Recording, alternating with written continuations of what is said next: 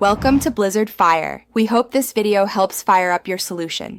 You begin by securing the essentials: money, unlocked ride kits, and a clear build site. First, place entrance and exit paths so guests flow predictably. This prevents crowding later. Next, set a 30 by 30 footprint and choose your core prop, a large console or orb, to center effects around.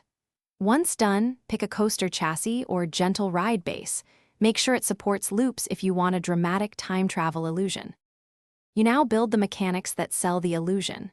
Construct a 2, 0 to 3, 5-minute ride cycle so audio cues sync with visuals. Timing matters for perceived travel.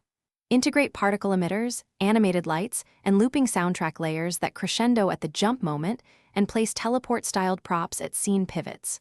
Also, vary platform heights and fog density to mask track joins and sudden scene changes. This makes the jump you finish by rigorous testing and tuning.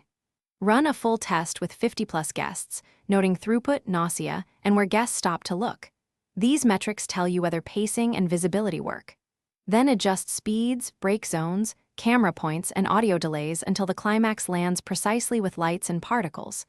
If you hit glitches, isolate problematic props, reset their persistence, or delete and rebuild the segment. That usually clears visual or collision errors without redoing the whole ride.